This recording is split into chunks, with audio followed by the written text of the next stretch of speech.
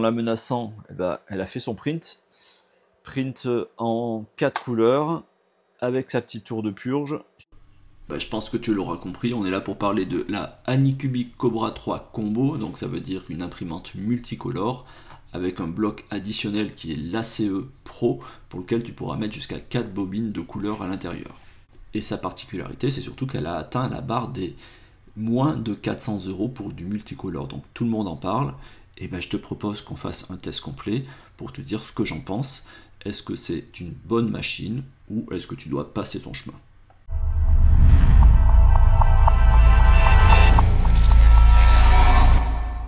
On commence par les caractéristiques qui sont annoncées par le fabricant et forcément le prix qui est de 379 € avant la remise sur le site Guide Building. Ce que tu dois d'abord retenir, le plateau qui est d'un volume de 250 par 250 par 260 de haut. Sa particularité dans la version combo, c'est qu'elle est livrée avec ce qu'on appelle un bloc ACE, un bloc qui va te permettre de placer 4 bobines à l'intérieur et de pouvoir du coup gérer du multicolore. Donc on le voit ici, le bloc ACE Pro, des tubes PTFE qui vont jusqu'à la tête d'impression et la gestion du multicolore. Donc dans le meilleur des mondes, tu vas pouvoir faire ce type d'objet. En soi, là je pense un peu exagéré, mais tu vas pouvoir normalement doubler tes ACE pour monter jusqu'à 8 couleurs, donc 2 fois 4 bobines. Et la nouveauté finalement, c'est que dans ce bloc ACE Pro, c'est qu'il est chauffant. Ça va te permettre de retirer l'humidité de tes bobines et avoir des prints qui soient plus qualitatifs. Un avertissement, cette vidéo est très longue, donc si tu es débutant, tu pourras regarder la phase de déballage et de montage. Et pour les autres qui s'en foutent, qui veulent juste savoir si c'est une bonne imprimante couleur, si au tarif de 350 € on doit investir ou non, va directement à la conclusion. Et je vous dis à tout de suite, on commence par la phase du coup de déballage. Pour cette Anycubic Cobra 3 Combo, tout est livré dans un seul carton. Ils ont réuni l'ACE et l'imprimante. On va commencer par tirer du coup le sachet et on va positionner ça sur notre poste de travail. On va vérifier ce qu'on a dans nos sachets. Donc ici, dans le premier sachet, et finalement, qu'est-ce qu'on y retrouve? On retrouve nos petites clés pour pouvoir faire les vis de serrage. Alors, un micro échantillon de PLA. C'est vraiment tout petit, quoi. Nos clés Allen, un peu de visserie, notre clé USB, un tube de PTFE. Et ça, ce sera certainement pour relier les tubes PTFE un peu plus tard.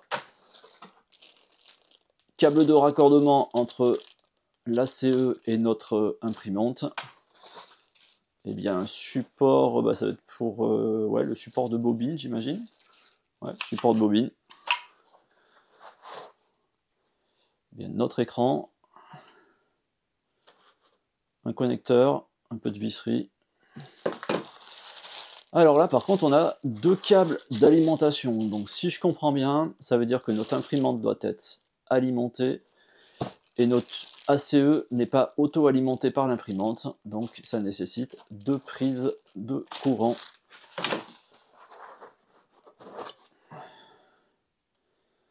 Alors ici, je pense que ça doit être pour pouvoir évacuer les déchets, tu sais, un peu comme sur son concurrent, quand il éjecte les déchets une fois qu'il a changé et purgé. Et notre tête d'impression. Donc tout est monté sur la tête d'impression. Ça ressemble un petit peu à ce qu'on connaît chez leurs confrères, sur lequel on placera nos 4 tubes PTFE sur le haut de la tête. On coupera notre filament et on l'éjectera avec la pièce que l'on a vue auparavant. Ici, on va pouvoir voir un petit peu comment c'est monté. Ouais, c'est plutôt bien assemblé, hein. J'aime bien l'idée. Allez, on regardera ça après. On va voir ce qu'on a sous l'autre mousse. Système de mousse comme ça. Alors ok, ça fait pas mal de déchets, mais tout est bien assemblé. C'est plutôt agréable, en tout cas, à retirer. Et c'est parfaitement bien protégé. Et ben voilà, ici on a notre bloc. Donc l'ACE Pro. On va essayer de voir si on peut l'ouvrir sans avoir à retirer tout de suite les emballages. Alors c'est quoi? On a un système pour déverrouiller. On clip sur la droite. Ok. un système de charnière, on a nos tubes PTFE et nos 4 emplacements pour nos bobines. Hop, on le met de côté. Ici, protection du plateau. On va essayer de retirer la mousse à l'arrière. Allez, je fais un peu de place, parce que mine de rien, j'en ai mis un peu partout. Notre imprimante qui vient d'un bloc, on va virer la mousse. Et voici, on va aller regarder d'un peu plus près. Alors, à chaud comme ça, le look est plutôt sympa, ça a l'air de bonne facture. Ah ouais, on n'est pas sur pas beaucoup d'éléments avec du plastique. Alors ici, on n'est pas sur des rails linéaires, mais avec les systèmes de roues. Donc système avec, on va vérifier si c'est 3 roues ou 4 roues pour pouvoir faire les bons réglages. Donc système comme on a pu connaître à l'ancienne avec les 3 roues, donc de chaque côté. Et pour la tête d'impression, et ben ça se présente un peu pareil, hein, avec une courroie à ce niveau-là. Donc ici, on va avoir deux axes qui vont nous permettre de faire monter notre tête d'impression.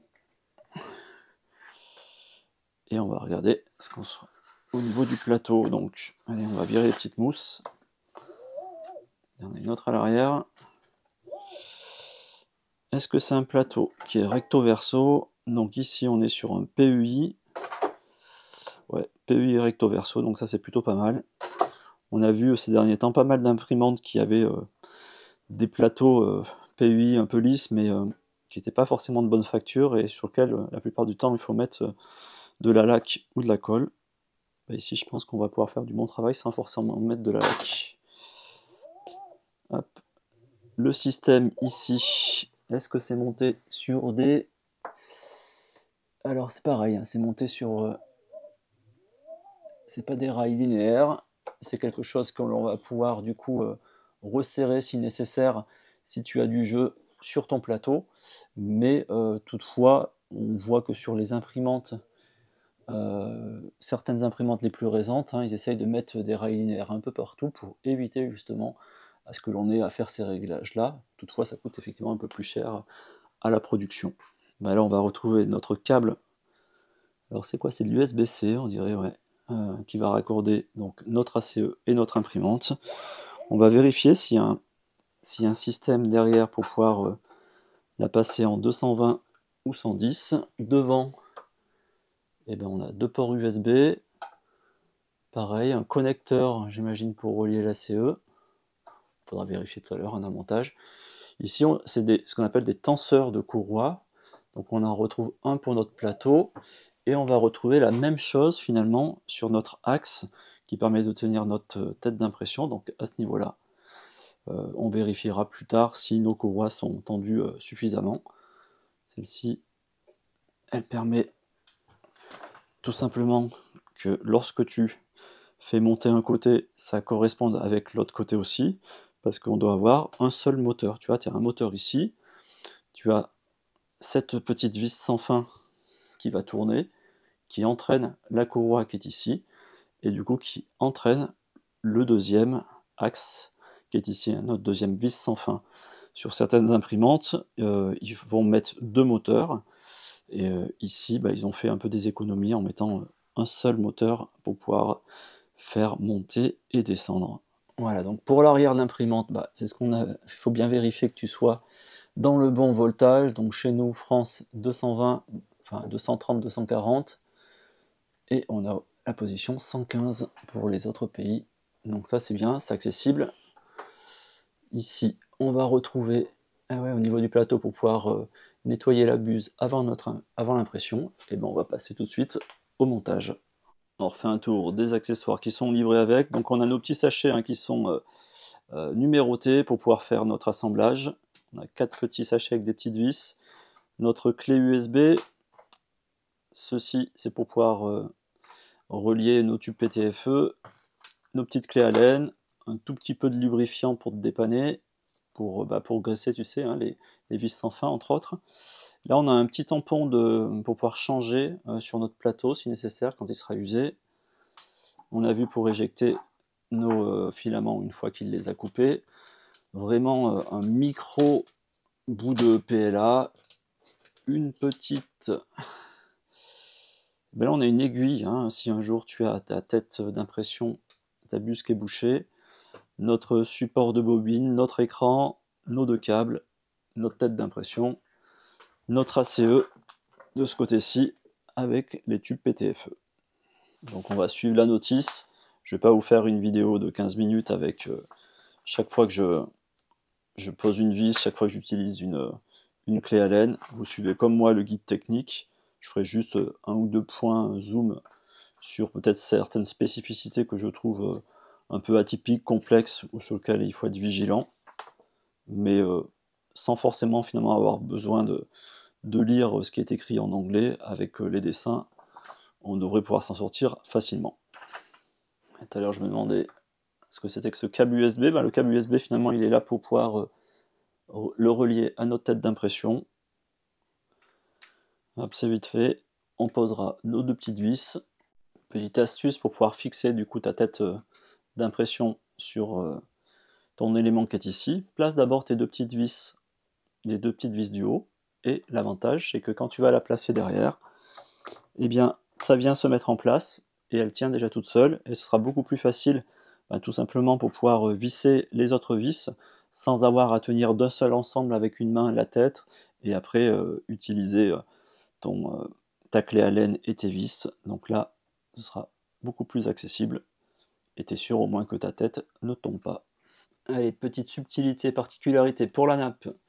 Tu as un repère d'un côté, donc là où il y a l'écriture, il faut le positionner vers le haut. Donc tu le brancheras dans ce sens. Hop. Juste ici. Tu vois, pendant le déballage, je t'ai donné une mauvaise information. Je pensais que ce câble-là allait se raccorder directement à la CE. Et en fait, non. Ce câble, tu vas le brancher directement sur ton imprimante dessous la branche qui est ici. Et bien maintenant, on va placer notre éjecteur de déchets. Donc ça va être sur l'autre côté de l'imprimante, hein, sur l'autre rebord, à ce niveau-là. Pareil, assez simple. Tu as directement les ergots qui vont venir s'emboîter dedans. Et ensuite, une vis à placer ici et une sur le dessous de ce côté-ci. Donc tu vas avoir un tas de vis. Il y a une vis qui est faite pour pouvoir se visser sur du plastique et une vis qui va sur la partie haute qui n'a pas le même filetage. Hein. Si tu ne souhaites pas utiliser tout le temps de la multicolore, tu as la possibilité de mettre le petit support de bobine à l'arrière de ton imprimante. Tac, on vient emboîter et je pense que ça va venir se clipser. Et ben, sans visserie directement. Donc c'est livré avec le tube PTFE, hein, pareil, hein, dans l'idée où tu ne veux pas utiliser le ACE, hein, que tu pourras relier directement sur ta tête d'impression. Et les passer bien sûr dans le connecteur qui est ici. On va placer nos 4 tubes PTFE. Je pense pas que c'est vraiment d'importance que tu les mettes en numéro 1, 2 ou 3 si c'est comme leurs concurrents. Hop. Le troisième. Il faut que tu entendes le petit clic de façon qu'il soit bien pris en charge et bien connecté à l'intérieur. On s'assure qu'il soit bien clipsé au fond et que tu vois que le deuxième petit trait qui est sur le tube PTFE apparaît sur le haut, juste ici. Là. Je vais essayer de faire un zoom. Hop. Voilà. Là, on retrouve notre petit trait sur la partie haute. On va les placer sur la partie basse, ici. Ce sera plus cohérent. Donc le premier qui est à droite, on va le placer ici en premier à droite aussi. Le second de la gauche, on le place pareil. En fait, on les met dans le même sens. Je ne sais pas si je fais bien, hein, mais en tout cas, moi je vais les mettre dans le même sens que sur notre tête d'impression. Ça me semble plus pratique après pour pouvoir les assembler entre eux. Hop. Et on réglera bien sûr la distance, la longueur. Hop. Voici. Ouais, comme ça me paraît quand même plus propre. Ça me paraît plus propre comme ça. Regarde. Hop. On va pouvoir mettre les petits raccords après hein, pour pouvoir les faire tenir entre eux. Et bah là, je vois la notice après, bah, c'est ce qu'on a fait finalement, hein. Au niveau de notre tube que l'on a inséré dans notre tête, on a été vigilant à faire apparaître juste le deuxième trait, hein, la partie qui est juste sur la partie haute. Et ils te disent que pour insérer dans l'ACE, on devra retirer les petits clips bleus qui sont ici, et on devra insérer notre tube et faire apparaître, cette fois-ci par contre, apparemment, les deux petits traits rouges si on constate la photo qui est ici. Le système semble être sur ressort. Alors, on va essayer de faire ça. Tu vois, j'ai fait une connerie. J'ai voulu tirer un peu trop fort pour pouvoir retirer la partie bleue, et finalement j'ai tiré l'autre partie en plastique. On va tenter de la remettre en place. Hop là. Donc,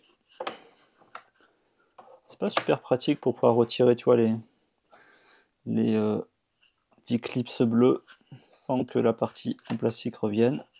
Il y a peut-être une méthode, hein, pour pouvoir essayer de l'accrocher plus facilement. On va essayer de regarder comment ça se présente. On va essayer de faire avec celui-ci. Ouais, bon, c'est pas super simple. Sur la partie haute, on va peut-être en mettant sur la partie haute, tu vois, le petit clip bleu. Hop, et voici. Et bien, on va prendre notre premier tube PTFE, qui est ici. Et là, je crois qu'ils sont numérotés 1, 2, 3 et 4. Allez, on va le mettre dans le numéro 1. Bah, effectivement, tu vois, les deux petits traits, donc ça vient s'arrêter au premier petit trait, alors que sur la tête d'impression, ça s'arrête au deuxième trait. On met le second. On va le mettre dans le même ordre que l'on avait fait tout à l'heure, juste par principe. Le troisième. Tac. Et le quatrième. Alors j'ai trouvé une façon plus simple finalement. Vu que notre tube PTFE maintenant est clipsé à l'intérieur, on peut le tirer à nous. Ça nous donnera un peu plus l'accès, hein, finalement, pour pouvoir placer ensuite ta pièce bleue. Alors là, je galère un peu pour l'attraper. Tac, tac. On va tenter avec cette technique. On tire. Ouais, c'est plus facile en faisant comme ça. Donc on tire sur le tube PTFE et on clipse notre clips bleu. Alors maintenant, on arrive à l'étape où il te conseille de vérifier si tu as pas de jeu au niveau de ta tête, au niveau de ton plateau. Et c'est pour ça que c'est livré avec ces petites clés. L'idée, c'est qu'on a vu tout à l'heure, à chaque fois, il y a trois roues, hein, comme ici. Sur une des roues, donc je crois que ça doit être celle de l'intérieur, effectivement, on peut utiliser une clé, hop, pour pouvoir se fixer sur la roue qui est ici. On va zoomer.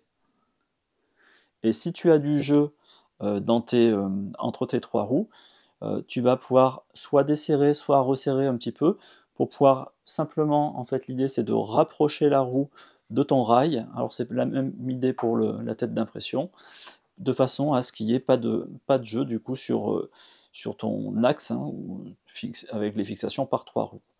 Donc là, quand on la déplace, on ne fait pas des déplacements très rapides pour éviter tout simplement de générer de l'électricité au niveau des moteurs qui sont ici. Donc celle-ci, j'ai pas forcément besoin, tu vois, d'intervenir et de la resserrer ou desserrer. Elle coulisse correctement, sans avoir de jeu et sans avoir de points, ce qu'on appelle de points durs. L'idée, on va le faire sur le plateau, je vais te montrer sur la partie basse. On regarde sur le plateau, qu'est-ce qu'un point dur? Ton plateau, pareil, tu vas y aller doucement, il ne faut pas faire des mouvements rapides qui génèrent de l'électricité. On va le pousser et le retirer si on rencontre ce qu'on appelle ce fameux point dur. Si, imagine que tu pousses ton plateau doucement et que par un moment donné, tu ressens comme s'il se bloquait un petit peu. Ça, c'est un point dur. Ça veut dire qu'il n'a pas un coulissement qui est libre, qui est parfait. Donc tu seras obligé d'utiliser tes petites clés pour pouvoir resserrer ou desserrer justement ces vis-là. Donc là, on va aller jusqu'au bout. je rencontre aucun point dur, donc ça veut dire qu'il a été bien monté en série, et bah, j'ai pas forcément de jeu. En fait, là, quand je force, bah, forcément, hein, j'exerce une pression à droite ou à gauche, mais j'ai pas de jeu au niveau de mon plateau. Pareil, donc j'ai pas forcément de nécessité à devoir serrer ou resserrer, et on devra faire la même chose pour la tête, et aussi pour les axes, donc à droite et à gauche. Donc pour ce faire, ce qu'on va faire, on va regarder justement avec ce système de 3 roues. Donc on déplace, on va la faire coulisser, on va la mettre par exemple à la moitié. Ici, on contrôle. J'ai une roue qui peut se bouger, qui est un peu en appui, qui peut se bouger. Celle-ci, elle est vraiment en roue libre, et celle de dessous, elle est un peu en appui. Donc, on contrôle de l'autre côté. Sur l'autre côté, on s'aperçoit pareil que celle qui est complètement sur le côté est en roue libre, celle de dessous, elle force un peu, celle de l'autre côté, elle force un peu. Donc, on a l'impression qu'on va avoir besoin de resserrer un petit peu ou de desserrer notre roue de façon à ce qu'il y ait un appui à chaque fois sur les 3 roues. Donc j'exerce une petite pression en bougeant notre vis qui est ici, ce qui fait que on a notre roue qui frotte un petit peu, celle du haut aussi maintenant qui frotte un petit peu, celle du bas aussi, et de l'autre côté, donc là ça frotte un peu, en haut ça frotte un peu, et en bas aussi. On allume notre ACE et notre imprimante. Donc ici, tu vois, il est en train de checker notre plateau. Il va faire plusieurs points. Il va faire en fait tout le tour de notre plateau, en un certain nombre de points. Il vient vérifier tout simplement quelle est la hauteur. Il suffit qu'on a un plateau qui n'est pas parfaitement aligné ou un petit décalage sur la surface. Et bien, lui va enregistrer la distance qu'il y a entre la tête, donc entre la buse, pardon, hein, et le plateau. Donc il va faire le check complet du plateau comme ceci. Ce qui fait que quand tu pourras lancer ton impression, eh bien, si tu as une zone de creux ou une zone qui est un peu plus bombée, il l'a gardé en mémoire et il sera toujours du coup à la bonne hauteur pour pouvoir placer notre filament lors de notre impression. Alors peut-être un détail pour certains, mais pour moi c'est important. Tu vois, quand il a fait le check sur le plateau, il a à la fois chauffé la buse à 170 degrés et il a chauffé notre plateau à 60. Et ça, c'est important. On a pas mal d'imprimantes sur lesquelles, quand il vient checker le bed, il ne le chauffe pas. Et la buse, ou l'un, il chauffe le bed et il ne chauffe pas forcément la buse. Là, il fait les deux. Et ça, c'est intéressant parce que du coup, quand tu travailles, en fait, hein, quand tu imprimes, bah forcément, tu imprimes pas quand ton plateau est froid et que ta buse est froide aussi. Et la chaleur va avoir une influence sur, du coup, sur l'ajustement, sur l'épaisseur de ces zones-là, avec la dilatation. Donc ça, c'est plutôt un bon point. Hein. Et bien maintenant, on va pouvoir lancer, je pense, notre première impression. Donc on va remplir notre ACE avec 4 bobines. Donc là, je vais utiliser des bobines haute vitesse de Sunlu. Ici, on est sur du PLA Meta, sur ces 2 bobines. Et ça, c'est les nouvelles versions de Sunlu. C'est pareil, c'est du filament haute vitesse, c'est le PLA 2+. On va voir comment on insère tout ça dans la CE. On va vérifier si c'est comme leurs confrères en présentant notre filament sur l'entrée de notre ACE. Est-ce que ça va l'aspirer? Donc il le détecte, ça nous fait une petite lumière. Hop, et effectivement, et il va tirer sur notre filament. On va voir s'il fait la même chose pour les 4. On place notre deuxième. Alors, vigilance. Autant ça c'est super bien pour lorsqu'on n'a pas d'ACE ou de AMS. Mais par contre, pour éviter tout simplement que quand tu lâches ton fil, tu crées des nœuds. Par contre, quand tu as un ACE ou un AMS, si tu le laisses, ça vient se coincer. Et du coup, ça vient foutre en l'air ton impression. On place le second. Je prépare ma 4e bobine. Je commence à la placer. J'essaye de vérifier s'il y a des zones où ça force un petit peu ou pas. Ça n'a pas l'air super stable en fait, ça n'a pas l'air d'être fluide. Je vais aller vérifier. Tac. Je mets le 4e. Donc autant celle-là, ça coulisse bien, celle-là aussi. Hein, avec les bobines, les nouvelles bobines, peut-être que ça ça coulisse moins bien. Côté imprimante, on va aller dans les menus. Du coup, langage, on a vu qu'il n'y en a toujours que 2. Hein. Pourtant, il est allé sur le Wi-Fi, donc je pensais qu'il allait me récupérer peut-être le français. On va voir si on peut faire une mise à jour. Dans le guide, on va pas y aller tout de suite. À propos de la machine, à propos de l'imprimante, eh ben, il me propose de faire une mise à jour. Hop, on va enlever ça. Print again. Confirmer. Il est en train de faire une mise à jour. Peut-être qu'on va choper le français du coup. Allez, je coupe la vidéo le temps qu'il fasse la mise à jour. Alors depuis tout à l'heure, je suis sur l'application. En fait, ce qui me saoule un petit peu, c'est que chaque fois que tu trouves un truc qui est à peu près correct, qui est en multicolore ou autre, eh bien, c'est toujours des trucs où c'est un système de points, tu sais, ou un système où il faut acheter, grosso modo. Il n'y a pas grand-chose de disponible là tout de suite, de free, qui est de qualité. En tout cas, par le biais du smartphone, c'est vraiment pas simple à sélectionner ou choisir. Par le biais de l'ordinateur, c'est quand même plus simple.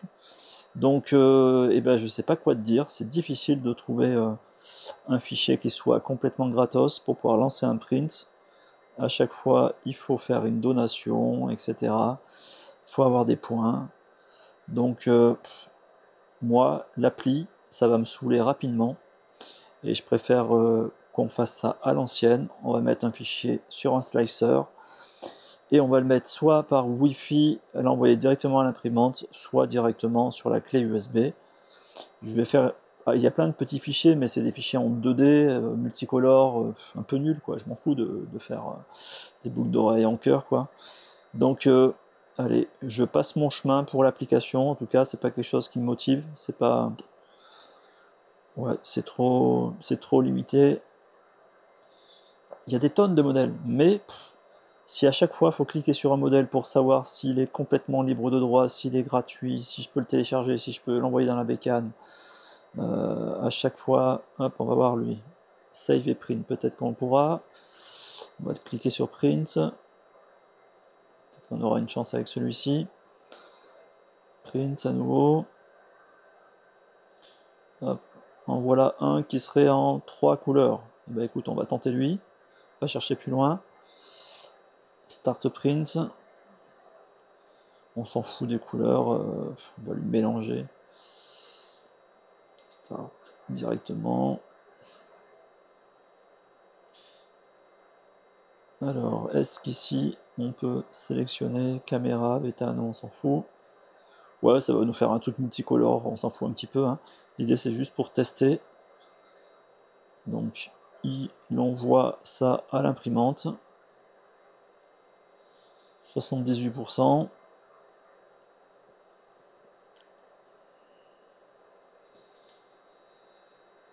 Allez, et ben on va voir comment ça se passe. Annie Kubrick. Ouais, il dit que c'est fini. Ça a planté. Print.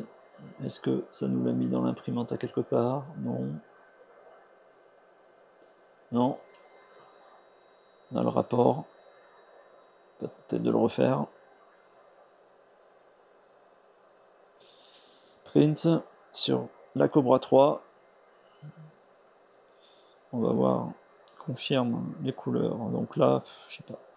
Est-ce que là, on peut lui dire que à ce niveau-là, on va le mettre plutôt, cette partie-là, on va la mettre en blanc.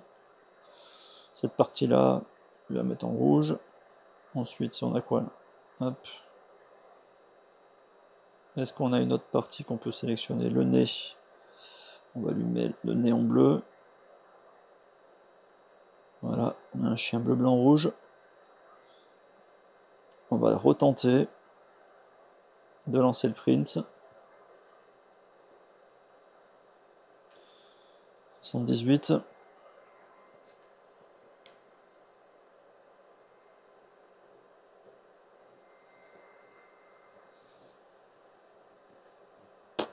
Je sais pas ce qui se passe. En tout cas, ça envoie rien du tout. Ça me dit que c'est fini. Demande si le print était de qualité. Ça me l'a pas envoyé à l'imprimante. Je sais pas, il y a peut-être quelque chose que je fais pas correctement. En tout cas, c'est pas ludique.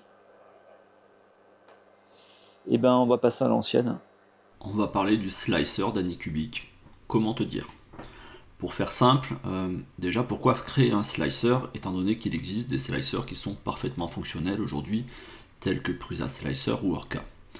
Bon, Anycubic a voulu faire comme la plupart, créer son propre slicer, avoir la main sur un peu tout, et c'est là où on va voir qu'ils ont la main sur pas grand chose. On a une imprimante qui est dit multicolore, donc tu vas utiliser en principe des fichiers multicolores en 3MF.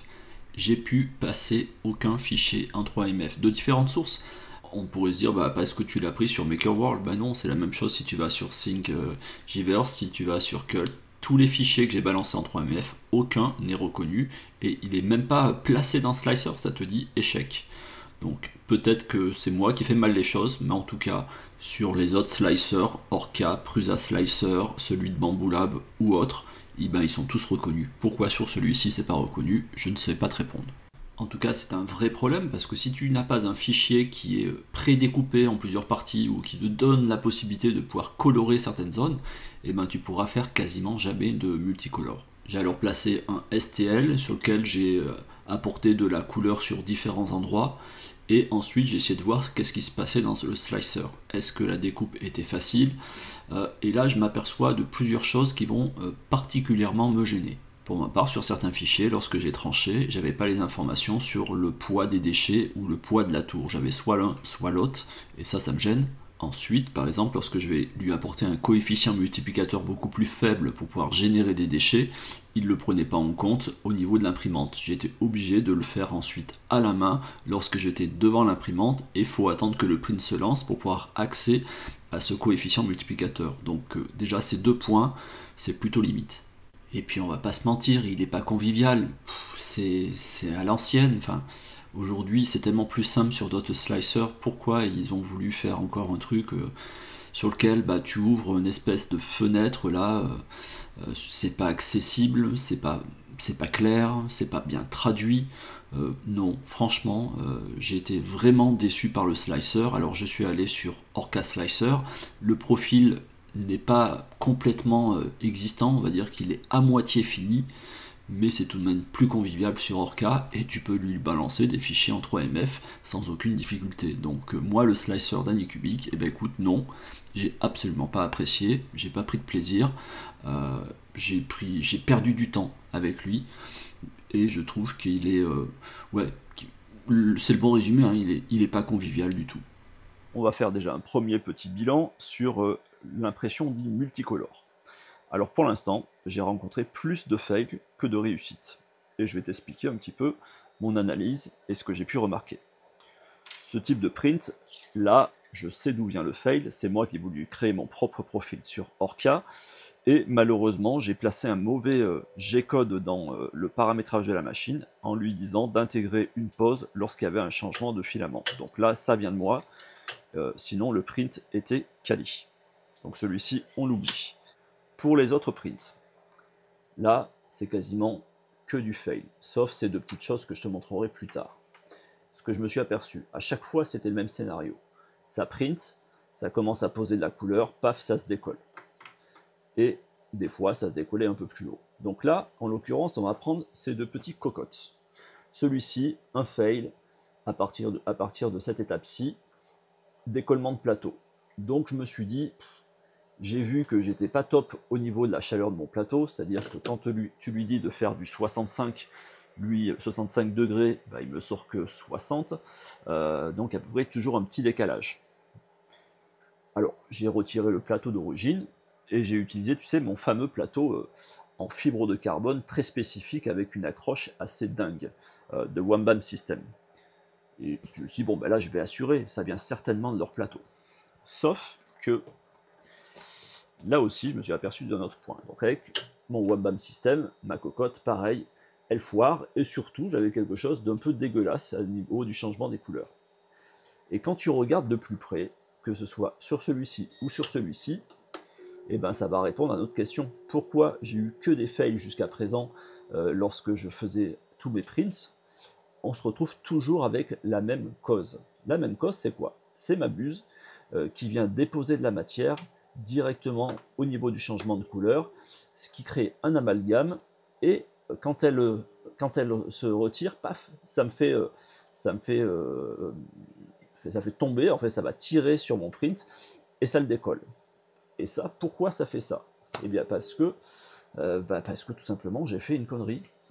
J'ai voulu faire du print avec le moins de déchets possible.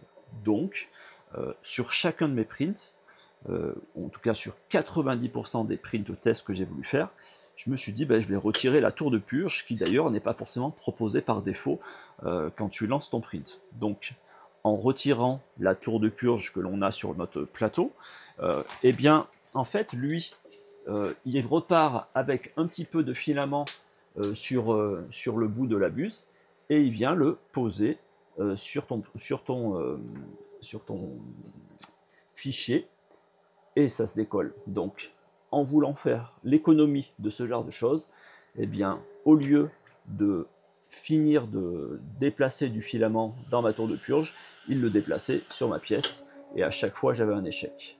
Donc voilà pourquoi j'ai eu autant de feuilles sur du multicolore. Alors j'ai vu d'autres vidéos sur internet de tests de cette bécane avec plein de prints qui se sont très très bien passés sur du multicolore. Pour beaucoup de prints, ce qu'on s'aperçoit, c'est qu'il y a beaucoup de prints aussi qui se font, on va dire, avec des prints très très larges, voire plutôt en 2D qu'en 3D. Donc en 2D, 3D, sans tour de purge, ça marche plutôt bien. Toutefois, dès que tu prends de la hauteur, eh bien tu as beaucoup moins d'accroche sur tes pièces. Donc je dirais que se limiter à retirer la tour de purge, c'est peut-être pas bon, c'est peut-être pas la bonne solution. On va essayer de se concentrer à économiser énormément dans les purges, donc ce qui est rejeté dans la boîte ici, faire une petite tour de purge sur le côté et essayer de bouffer le moins de filaments possible. Pour ceux qui me connaissent et qui connaissent mon contenu, j'ai une autre imprimante de type Prusa, je suis habitué maintenant à pouvoir faire des prints avec quasiment zéro déchet, donc zéro déchet en tout cas en termes d'éjection de caca, et quasiment zéro déchet parce que je limite mes tours de purge, j'en fais quasiment plus.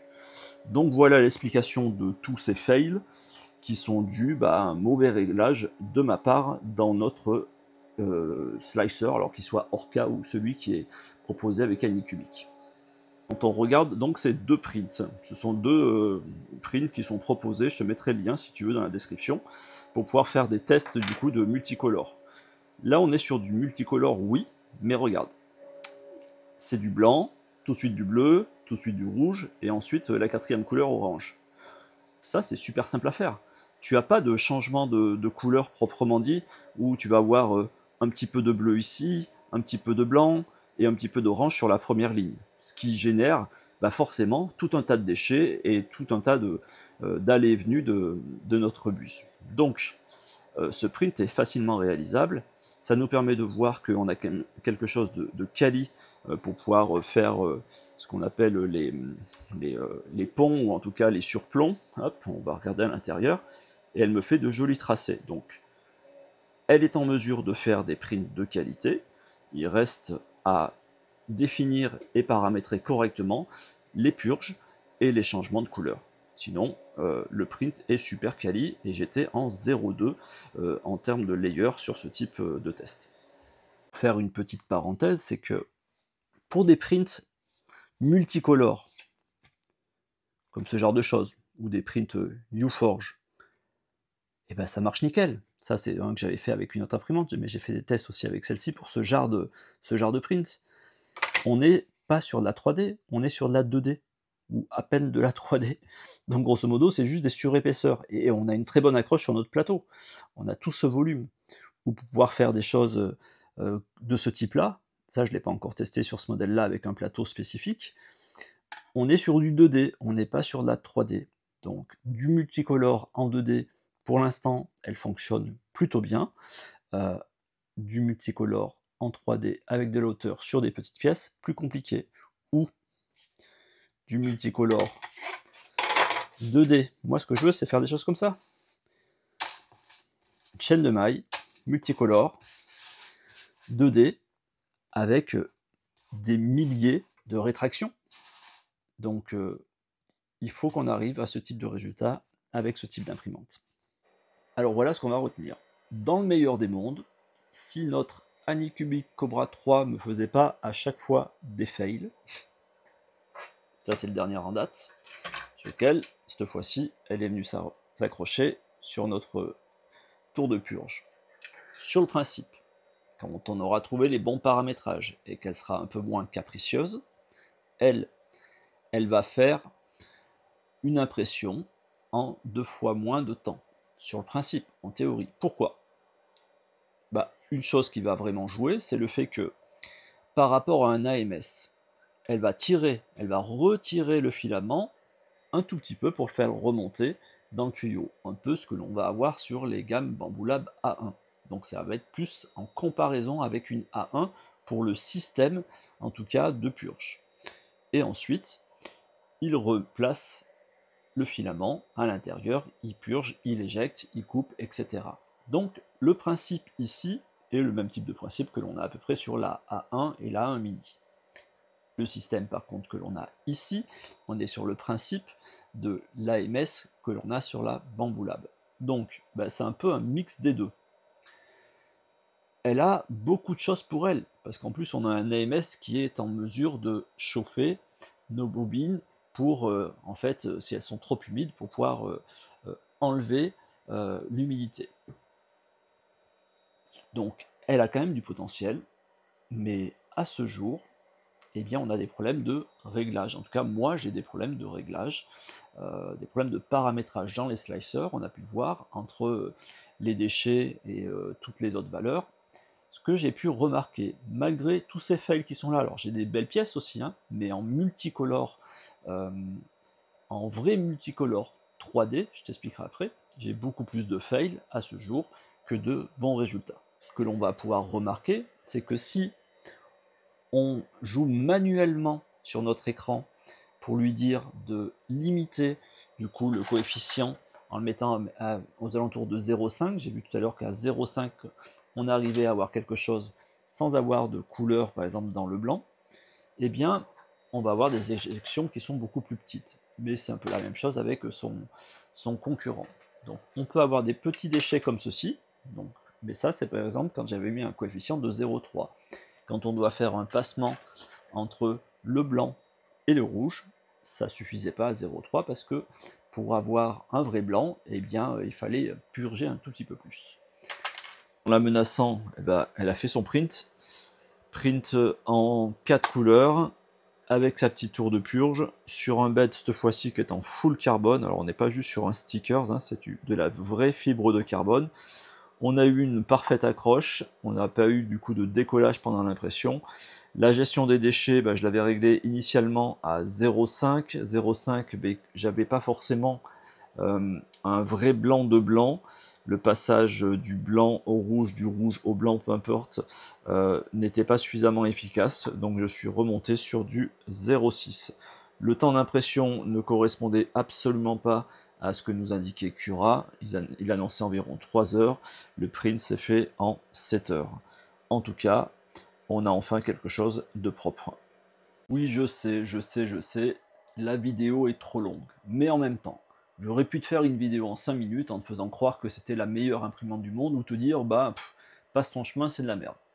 Ça m'intéressait pas, je voulais aller jusqu'au bout du test pour pouvoir te dire ce que j'en pense réellement. Donc, on va faire la vraie conclusion cette fois-ci sur différents prints que j'ai fait et te dire vraiment ce que j'en pense. Question, est-ce qu'elle sait faire finalement du multicolore? Oui, elle sait le faire, et même sur des petites pièces. Je m'en foutais de faire des grosses pièces sur lesquelles tu sais que tu vas avoir une très bonne tenue sur ton plateau. Tu sais que tu vas avoir quasiment pas de différence quand tu vas faire un changement de couleur sur ta figurine, sur l'objet que tu imprimes, parce que c'est des gros volumes. Moi, ce que je veux, c'est voir ce qui se passe sur des petites choses. C'est en faisant des petits prints que tu peux voir si elle est en capacité de faire des bonnes choses. Donc oui, elle sait le faire, sauf que,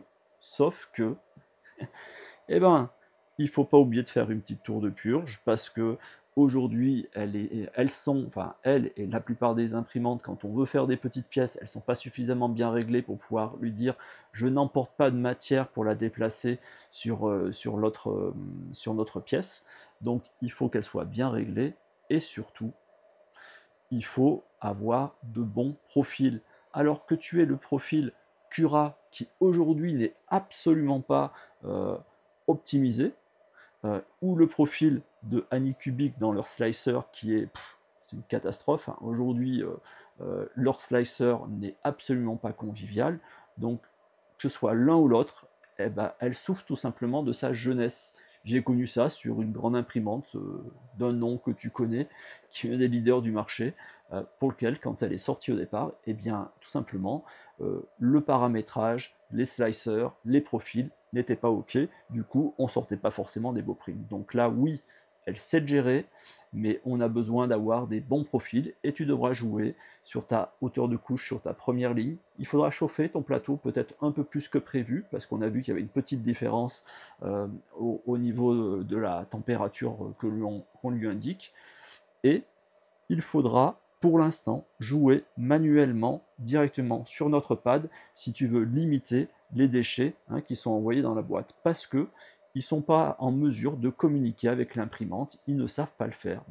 C'est quoi? C'est un problème de profil, c'est un problème tout simplement qui est lié non pas à la mécanique ou à l'électronique de l'imprimante, mais qui est lié tout simplement à la gestion. Donc, est-ce qu'elle sait faire le multicolore? Je te répète, oui, elle sait le faire, elle peut le faire, et on arrivera à faire des jolies pièces. Pour les prints, eh ben, quand on ne fait pas forcément du multicolore ou autre, eh ben, on a quand même des prints de qualité. Là, j'étais sur des hauteurs de couche en 0,15. J'ai fait un print qui était plutôt quali. Alors, la gestion des surplombs, des plombs, c'est pas optimal, mais tu es sur une bécane aux alentours de 350 balles, quoi, à peu près, aujourd'hui. Tu n'auras pas les mêmes résultats que certaines bécanes qui sont à 1000. Donc il y a aussi un compromis à faire. Et on va parler du bloc ACE Pro. Donc, eh ben, écoute, je pense que c'est un bon compromis. Je ne suis pas déçu par son fonctionnement. Pour l'instant, il a bien matché. J'ai pas eu de difficulté avec lui. On a des bobines forcément, comme pour la plupart des autres blocs du marché qui ne sont pas compatibles avec, donc il faut apporter, tu sais, faire des petits enjoliveurs ou autre. En tout cas, moi j'ai pu passer mes bobines en carton, j'ai pu passer des bobines un peu plus traditionnelles. Dès qu'on a des bobines un peu trop larges, ça ne passe pas. On voit que sur des bobines un peu trop fines, pareil, ça va raccrocher. Le principe est bien pensé, on balance le filament, il passe à l'intérieur, il remonte le long de nos tubes PTFE, et chaque fois qu'il y a un changement de filament, on a pu le voir tout à l'heure, on coupe, on retire un tout petit peu notre filament, on passe le nouveau. Donc c'est bien fait, c'est le même esprit que l'on a chez son concurrent avec la version light, sauf que là on est dans une boîte. Et son vrai plus, c'est de pouvoir la fermer et chauffer tes filaments pour pouvoir sécher. Attention toutefois, je dis, parce que ça fait du bruit. Bah ouais, forcément. Tu balances un ventilo qui souffle de l'air chaud, donc ça va générer un bruit supplémentaire. Donc l'imprimante, elle, est-ce qu'elle est silencieuse? Là, je sais pas si tu l'entends, je vais essayer de rapprocher un petit peu mon micro. Elle n'est pas bruyante, on va dire. Par contre, elle ne sait pas s'arrêter. Ça veut dire que tu as tout le temps, le ventilo qui va tourner à l'intérieur. Alors ça doit être le ventilo, j'imagine, de l'alimentation qui tourne pour pouvoir refroidir. Donc elle ne sait pas se mettre en pause totale, comme beaucoup d'imprimantes sur le marché, mais pour moi, on a un vrai... une marge de progression à avoir. Je pense que c'est juste un réglage que l'on doit pouvoir faire. Nos composants électroniques ne sont pas censés chauffer en permanence, donc on ne devrait pas avoir un ventilo qui tourne. Sinon, elle n'est pas bruyante comme certaines imprimantes que je peux avoir au sein de l'atelier. À la question, est-ce que c'est un bon plan? Est-ce qu'il faut l'acheter? Est-ce que c'est celle-ci? Je te dis là toujours la même chose, il faut comparer les choses aujourd'hui sur le marché. Aujourd'hui, ici, on est sur une entrée de prix, alors je ne t'ai pas dit une entrée de gamme, une entrée de prix aux alentours de 350 €, donc 354 € en tout cas ce week-end sur le site Geekbuilding, je t'ai mis le lien dans la description. Oui, forcément, il y a une concurrente en face qui est plus chère et qui a peut-être pas aussi les mêmes types de finition ou autres, mais ça a un prix. Donc c'est une histoire de budget tout simplement. Celui qui veut débuter et qui a un budget limité à moins de 400 €, bah, il n'y en a pas d'autre, c'est celle-ci. Par contre, bah, si tu as un peu plus, si tu as un peu plus de budget, si tu as 200 € de plus, bah oui, forcément, à chaque fois, on va monter en level. Et je peux te dire que oui, si tu la compares par exemple à une imprimante qui est aux alentours de 1000 balles, et ben forcément, 350 €, 1000 €, dans les 1000 €, eh bien, on a placé des composants électroniques, on a placé des rails linéaires, on a fait tout un tas de choses qui font que, eh ben, on va améliorer le level, mais c'est comme les voitures aujourd'hui, il y a tous les prix, donc on en a pour tous les budgets. Celui qui a un petit budget qui veut faire du multicolore, eh bien on voit que ça match, étant donné qu'on est en capacité de la faire évoluer. Il faut juste apprendre à la régler, et comme je t'ai dit tout à l'heure, aujourd'hui, la seule chose qui joue une difficulté pour moi pour elle, en tout cas à l'instant T, c'est que bah, elle est un peu trop récente, et les logiciels et les profils, bah, ils sont pas forcément bien corrects. Mais ça va évoluer vite parce que elles sont en train de se développer, on en voit de plus en plus, et on voit qu'il y a une communauté qui essaye du coup de gérer et de faire des meilleurs profils. Donc à toi de voir. En tout cas, moi, j'en suis pas déçu. Alors, quand je te dis j'en suis pas déçu, je peux te dire que j'en ai fait des fails, hein. J'en ai fait un paquet. Sauf que bah, j'ai appris de ces fails, et j'ai compris qu'est-ce qui me mettait en difficulté à chaque fois. Et j'ai fait plein de tests. Je me suis pas arrêté pour te dire jette-la, c'est une mauvaise imprimante. Donc oui, on sait qu'elle fonctionne. Eh ben, il faut juste que tu saches bien la régler et que tu saches faire les bons profils. Voilà ce que je pouvais te dire sur cette imprimante. Bien entendu, comme d'habitude, bah, avec un grand plaisir de mettre un commentaire et de mettre un like dans la vidéo. Et c'est d'ailleurs grâce à ça que je peux développer un petit peu la chaîne YouTube. Et je vous dis à très bientôt les artistes, et surtout abonne-toi et active les notifications pour voir les prochaines vidéos. À très bientôt.